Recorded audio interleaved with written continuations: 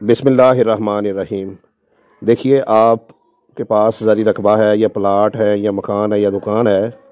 अगर आपको लगता है कि आपकी औलाद आपके पास झगड़ा करेगी तो आप उसे अपनी ज़िंदगी में तकसीम कर दें, या कम अज़ कम फ़ौत होने से पहले उसके बारे में कोई वसीयत ही कर जाएं। और अब ये देखने में भी आया है कि दरबार जो है उनकी गद्दी नशीनी पर झगड़ा होता है, मसाजिद जो है उसके मतवली और इंतज़ामी अमूर संभालने पर झगड़ा होता है, और उर्स वगैरह की जानशीनी पर झगड़ा होता है। मदारस की जो सरबराह है उसकी वफ़ात के बाद उसकी औलाद जो है उसमें इंतज़ामी अमूर को लेकर, मतवली के मामलात को लेकर झगड़ा होता है। इसके लिए आपको चाहिए कि आप अपनी ज़िंदगी में ही कोई ऐसी तरतीब दें कि आपके बाद आपकी औलाद झगड़ा ना करे। पहले मैं एक मिसाल दे लूँ, फिर बात को आगे बढ़ाते हैं।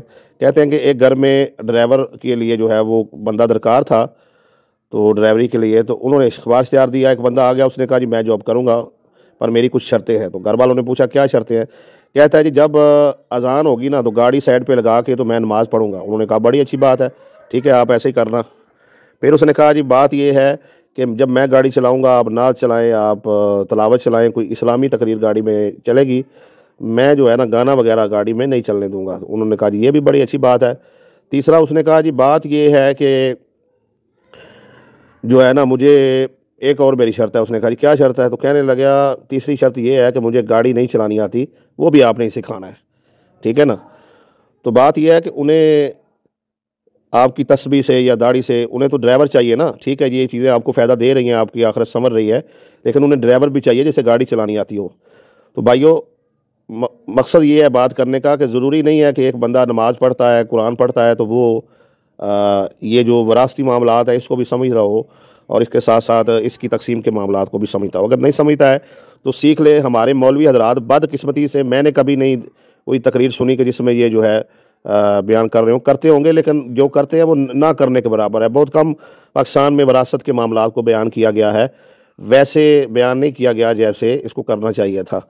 अपनी अपने जो है वो फ़िरके की तो हक़ में तो बड़े दलाइल दिए जाते हैं, घंटों दिए जाते हैं, बड़े बड़े मुनाजरे किए जाते हैं, लेकिन जो मुतफ़िक़ अलैह मसला है कुरान और हदीस के मुताबिक वो वरासत की तकसीम का मामला है और जिसमें बहुत ज़्यादा झगड़े होते हैं। तो जो नात खां हज़रात हैं, जो मौलवी हज़रात हैं, जो ख़तीब हैं, जो कुर्रा हैं, ये वीडियो मेरी उनके लिए है कि भाई आप देखें, आप अभी आपकी जो शनाख्त है वो नबी करीम सल्लल्लाहु अलैहि वसल्लम के दीन का मुबल्लिग होना है, नबी सल्लल्लाहु अलैहि वसल्लम का नात खां होना है, हज़ूर नबी करीम सल्लल्लाहु अलैहि वसल्लम पर नाज़िल होने वाली किताब कुरान मजीद का कारी होना है। तो आप कारी हैं, हाफ़िज़ हैं, नात खां हैं, मौलवी हैं, लामा हैं। अगर आप ये वरासती मामलात को दुरुस्त नहीं करके जाते ना और बाद में आपकी बेटियां जो हैं वो आपसे बेटों से झगड़ा करती रहती हैं, उनको हक़ नहीं मिलता बेचारियों को, या कोई आपका एक बेटा उठ के दूसरे बेटों को मारना शुरू कर देता है, उन पर तशद्दुद करता है, झूठी FIR करवाता है, तो समझ लें कि आपने फिर क्या दीन सीखा और क्या लोगों को दीन बताया। आप खुद ही गाफिल हैं। जो शख्स अपनी औलाद की तरबियत नहीं कर पाता वो दीन का ठेकेदार कहाँ से आ गया, मादरत के साथ। क्योंकि मेरे इल्म में ऐसे वाक़यात आए हैं, मैं नाम लिए बगैर बता रहा हूँ, कि किसी मदरसे की तकसीम के मामले में एक भाई ने दूसरे सगे भाई को उसकी मतवली के मामले में अगवा कर लिया और उसे कत्ल तक करने की कोशिश की, और वो ओवरसीज़ था और फिर वो जो है वतन से वापस चला गया और अभी वो केस जो है वो अदालतों में चल रहा है। तो एक भाई ने अपने बाप की वफ़ात के बाद जो है वो सारे रिकॉर्ड को जो है वो बदल दिया और जाली जो है वो एक मुख्तारनामा टाइप तैयार करके तो उनके बाद प्रॉपर्टी पर भी और मदारस के मामलात पर भी कब्ज़ा किया हुआ है। तो बहरहाल, तो जब वालिदैन को चाहिए कि वो देखें कि कैसे इस निज़ाम को चलाना है और इसकी एक तरतीब बनाएं और इसको समझें, इस पर गौर व फिक्र करें। ये उलमा कराम की भी ज़िम्मेदारी है। अब जब मैं देखता हूँ कि मदारस के निज़ाम में ऐसी ख़राबी आ गई है, मसाजिद की इंतज़ामी अमूर में ऐसी ख़राबियाँ हैं, जो औलिया अल्लाह के दरगाहें हैं उनके निज़ाम में ऐसी ख़राबियाँ हैं, तो फिर हम ठीक कहाँ से हैं? क्या हमने सीखा है? खाली अजान दी और 5 वक्त नमाज़ पढ़ ली, बस ख़त्म हो गया दीन, इतना ही है बस।